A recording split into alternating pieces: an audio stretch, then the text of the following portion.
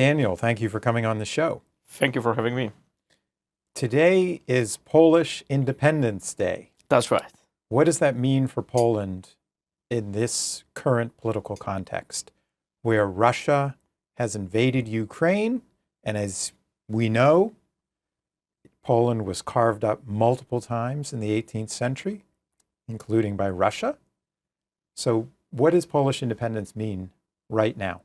Well, we've always been very keen on history, and the Europeans are, but Poles are as well. And there are several lessons that we have learned during our history. The first one is you may have lost the country. We have lost the country at once, but then, after all, at the end of the day, after 123 years, we have regained the statehood, and then, well, I think we've won the benefit of Pax Americana. This is the lesson that we're always trying to pass to the Ukrainians, that at some point we will be forced to stop the war. You will have some grievances regarding the allies. We did have as well after several wars. But at the end of the day, what really matters is being persistent. Think about creating a strong statehood. Don't really pay attention to these different ups and downs that come up in your history. But be proud of your history and fight for your independence. I think that's the key lesson that stems from the Polish history, that no one wants to help you if you yourself are not fighting for your independence. Is Donald Trump a good friend of Poland? Oh, I think he is. Definitely he is. I mean, we have been I think there are several camps in Poland in this respect. You would say there are bad cops and good cops in Poland. The good cop and the good friend of President Trump, as I understand, is the new Polish president. The bad cop, you may say, is the sort of liberal camp that puts more emphasis on cooperation with Europe. But you would be mistaken to call them not being friends of the US. Polish population is for sure pro-American. I would even say that probably one of the most pro-American nations in Europe still. And this is all about history. You remember our First World War, and then US president and 15 points plan of the US president, and one of them recreating an independent Polish statehood. So we believe that we've been one of the biggest beneficiaries of the Pax Americana. What happened after the breakup of the Soviet Union. We do believe that this is mostly because of the United States and because of the US umbrella, security umbrella over Europe, and then of course over Poland. We owe a lot to the United States in terms of joining NATO. People do not remember, for now, how it went in the early 90s. But if it was not for the United States, if it was not for the U.S. congressmen, etc., American insistence on Europe, probably NATO enlargement and Polish membership in NATO would have never happened. And the same goes with the European Union. The Americans are very persistent. So in this respect, we owe a lot to the U.S. side. Back to the present, sort of Donald Trump, we do believe that this is definitely a very credible ally in terms of security. We had some problems. I think this is not a secret that the previous Polish government and the previous U.S. administration of Joe Biden weren't really on the same page. What was the issue with Biden? Well, I remember that there was huge insistence on sort of rule of law issues, identity politics, etc. You may say that Joe Biden administration was leftist liberal. I'm not sure if I get it right. I mean, the American context, but that was the Polish perspective. And of course, you had the absolutely conservative government in Poland. So in terms of identity politics, that were, two completely different poles. There was a yawning gap between Poland and the United States, and there was, I would say, little trust when the war started in 22nd. A lot of things Poles and Poland did unilaterally, without any consultations with the allies, without actually a cooperation. Well, sometimes even despite the objection from the United States, because again there was little trust in the United States that this is really existential for the US, that the US would help Europe, would help Ukraine at that point. It wasn't, I mean, we weren't sure Ukraine would be able to defend itself. So this first days of the invasion, Poland sending tanks, fighter jets, ammunition, whatever there was to Ukraine. Only then, let's say, when everybody saw what Poland was doing, that we have invested so heavily in our own defense and defense of Ukraine, only then this trust was regained. And I think this Donald Trump sees it. 5% of the Polish GDP now spent on defense. A lot of it is weapon acquisition in the US. The Polish economy is very strong right now. Continues to be quite strong. Well, it continues to be quite strong, but of course there is a question to what extent the so high defense spending is sustainable. But I think it is in the short term. We will see what the future brings. Probably there is some shrinking fiscal space in Poland. We will try. I mean, would we you will end be up creative. having the strongest military in Europe? Western, well. Oh well, we will. I think there's gonna be a race between us and Germans. So we will see. In terms of well, we are closer to that than our German colleagues. But then if you take into account German declarations, then possibly they would be stronger at the end of the day. But there is still a long way from declarations to facts on the ground. Now, Germans have told me that, they're very happy that Poland is rearming because they see Poland as a buffer state with Russia.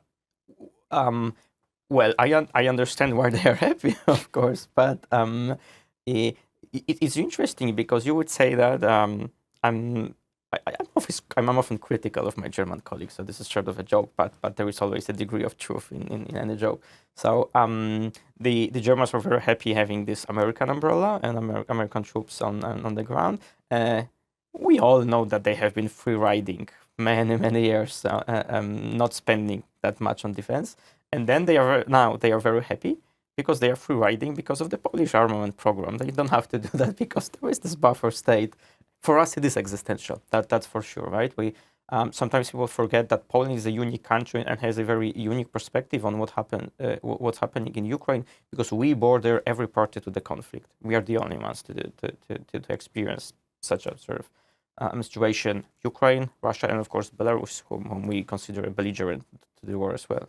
How close are the ties between the new Polish president and President Trump? Well, I think they've managed to establish a good personal relationship. I mean, that's our perspective from Warsaw, that we've been able to do that. There are very close contacts between the conservative camp in Poland and here the White House and the people who are around President Trump, but let's say also larger conservative MAGA movement. So these ties are really close and extensive. But we will see. This is just the beginning. So President Nawrocki has just started his presidency. We will see what will be the sort of key theme of his tenure. I think he will not be. I mean, President Duda was forced to be so active on the international arena. I think President Nawrocki will not be that much active. He will focus much on domestic politics, like President Donald Trump. He wants to be a key player in domestic politics. He wants to be a sort of a patron for conservative forces. So, of course, time is limited. You can't fit everything on the agenda. But I think for him, the personal relationship and the relations with the United States will be key for sure. Is Poland a divided society? Oh, it is now. I think it is now. I mean, regrettably, I must admit. Several things are very polarizing within the Polish society, and Russia and Ukraine. That's one of the themes. Interestingly, the U.S. is not. So I think there is consensus still in Poland, from the left to the right, that the strong bonds with the United States are absolutely necessary. I can't point you to any serious political force in Poland that would say that we have to change that. There are some different shades of gray, and to what extent shall we be dependent also on the United States in terms of weapon acquisition, but these are minor issues. Like key theme is that bilateral relationship with the United States is essential. People even joke in Poland that NATO is great, but the Americans are better. So this bilateralization of the relations is absolutely essential. But you are right. Several things within the domestic politics, like identity issues, the whole discussion which is now in Europe, whether this should be a federal entity or rather an entity of the or a conglomerate corporation of the nation states, what to do with Ukraine as well, what should be strategy towards Ukraine and Russia, how to end this war, what to do with Russia after the war. Several things are really polarizing the Polish society. I'm not a big fan of it, I must say, because it's been to the detriment of the overall, I would say, stability of the or consensus within the foreign policy of the Polish Republic. So before that, there were several key issues on the Polish political agenda that were sacrosanct. You can't touch that. And it was, of course, membership in NATO and in the European Union. It was support for Ukraine, and it was this bilateral relationship with the United States. I think NATO and European Union has been somehow somewhat shaken, and Ukraine for sure. Now tell me about Ukraine itself. I understand you've written a new paper outlining a strategy for winning. What does winning mean, and what's your thesis? Well, first, we shall not be afraid of saying that our goal is to win the war. I think this is something that many people, both in Europe but also here, I would respectfully admit that also people in Washington don't want to say that the goal is to win the war. This is a bit different question, what we mean by winning. So I'm going to tell you what I mean by winning. I wrote this paper actually because I felt that there is little consensus between Washington and between Europe. And as long as we don't agree on our basic principles, what we really mean, what is the end goal, and what's the end state that we are seeking in Ukraine, it would be very difficult to get there. If you don't know what's the final definition, the destination, you won't go there. So what I mean by winning in Ukraine is actually preserving Ukrainian statehood. That's the question of what the war is about. I disagree with those people who say that this is war over territory. Russia doesn't need Ukraine's territory. It's just an instrument to destroy the Ukrainian statehood. So this is war over. Russia wanna subjugate Ukraine politically or militarily. That's a secondary question. This is about subjugation of the state. If not, because it has to be really underlined, this is subjugate the country or destroy it. Russia is not able to subjugate Ukraine for now. What Russia is doing is trying to destroy it, to make Ukraine an uninhabitable place. Or just force people to live. Well, they are good at doing that, I must say, which is again sadly, but this is an effective Russian policy. So if you turn the table, what our victory is preserving the state and denying Russia its strategic objective in Ukraine. Is Russia in a phase of imperial overstretch? Oh, I think it is. I would even say that this is a final period of the imperial overstretch. But again, history tells us that within this period, the imperia tend to be the most aggressive. And I think this is what we are witnessing now, not only in Ukraine, but also with these different provocation incidents in Poland, drones in Poland over different capitals in Europe, incursions into the airspace of the Baltic countries, etc. So Russia has been very aggressive, behaving very aggressively these days. But I agree with you that this is an overstretch. If you look at the Russian resources, they are scarce. The bad news, well, the good news for us is that Russian resources are not infinite. The bad news is, of course, that the Kremlin and Vladimir Putin do not really pay attention to what the society is saying. So you don't have to reckon with the social opinion. And if there is no money, if there are no resources for the society, so be it. Let them suffer. So in this respect, possibly the time frame or our time horizon to end this war isn't that short as we would expect it from Russia. But Russia's influence abroad has diminished, has it not, in Africa and in the Middle East? Putin has actually reduced Russian influence in the world, hasn't he? Yes, and this is something, of course, that is very welcome from the Polish perspective. But there's still some but. Although Russia has been in decline, that's our perspective, and the influence all over the world, Russian influence has been on decline as well. Russia is still capable of doing real damage, and this is what Russia is doing to Ukraine.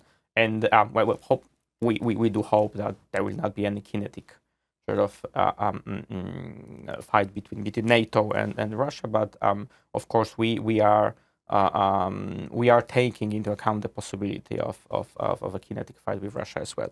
If you look at the Polish defense program, weapon acquisition, etc., so this is not to store them in a garage. Right? We are preparing for a fight, if need be. Hopefully not. I mean, deterrence is definitely the priority, but there is an option, and I think this is something that, well, there is a difference in threat perception, I think, between Washington and Warsaw.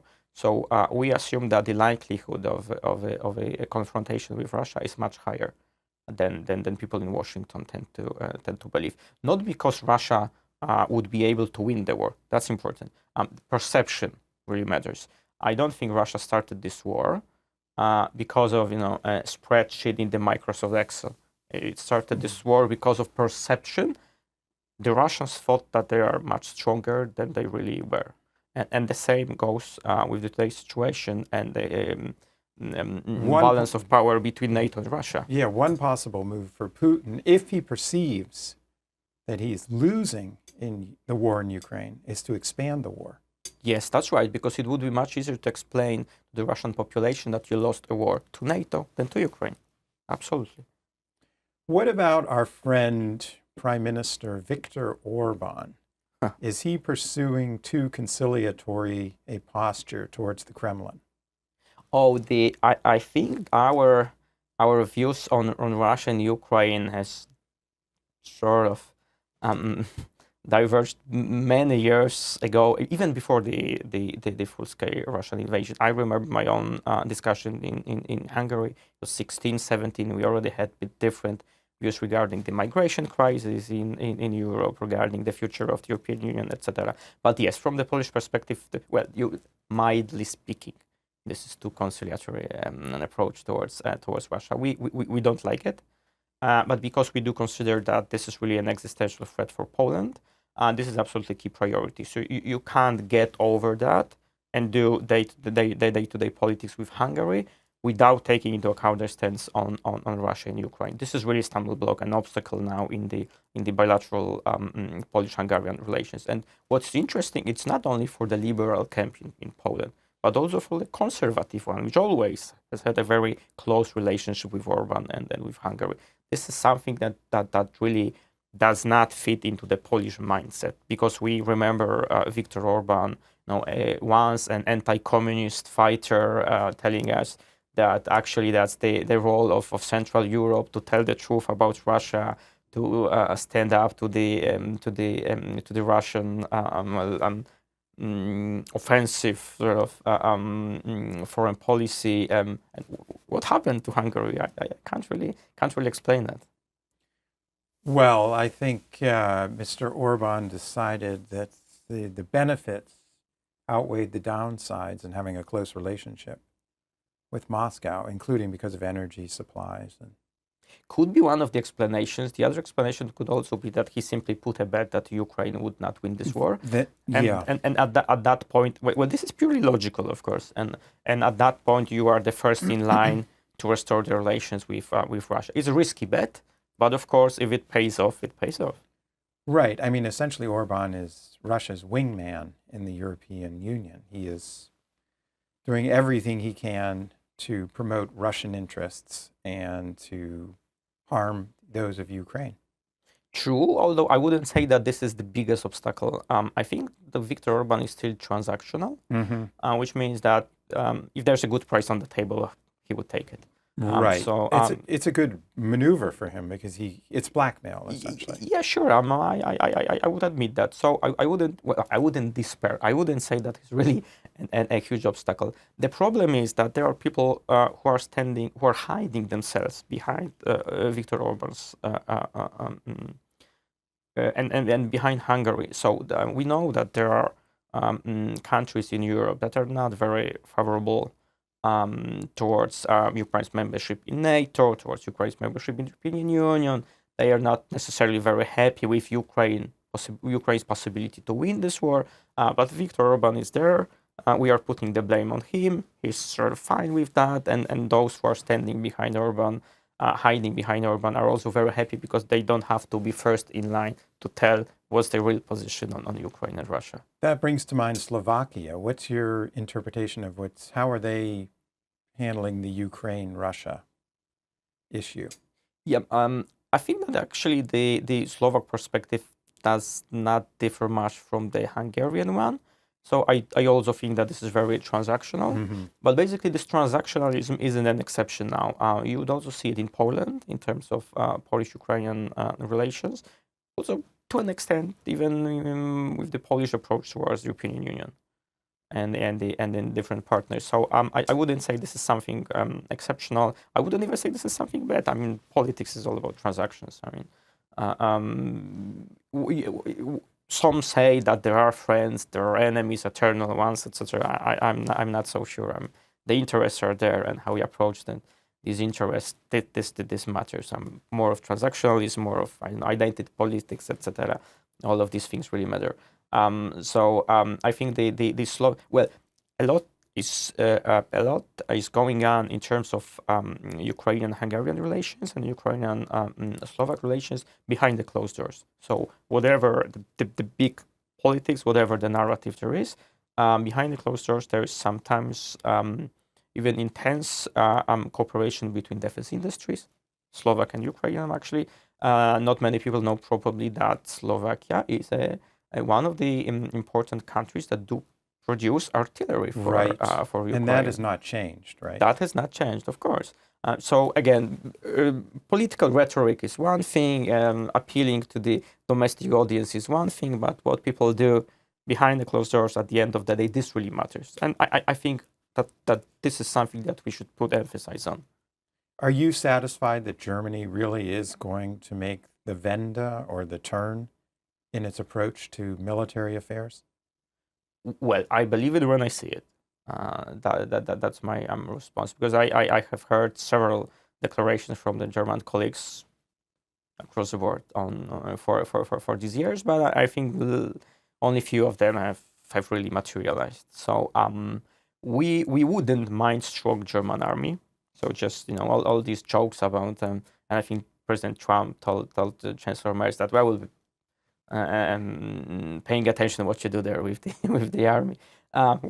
We too, but I think we wouldn't mind, because Germany for Poland is what Poland has been for Ukraine since the beginning of the invasion. So Poland has served as a strategic depth for Ukraine, like the logistics hub, place for weapon maintenance, weapon repairing, training troops, etc. And Germany serves as a strategic depth for Poland. So you wouldn't mind. I mean, again, putting aside the political rhetoric, strategically Germany is an absolute key ally for.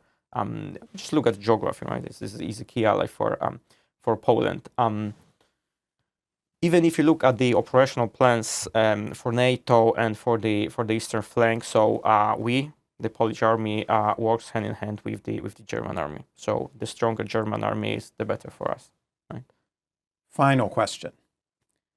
Russian drones over Poland. What effect has that had psychologically on the Polish population? Has it stiffened your resistance further toward Russia?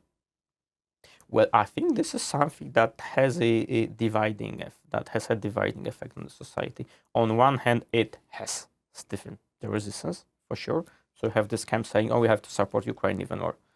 We have to send them weapons. We have to start the whole discussion about the so-called Eastern Shield. So can we expand the air defense from eastern flank to cover part of Ukraine, Western Ukraine, for instance? Should we shoot the Russian drones already within the Ukrainian airspace, or wait till they cross the Polish one?" These discussions are ongoing. I think something moved after the drone incident, and positively. So we have passed few red lines.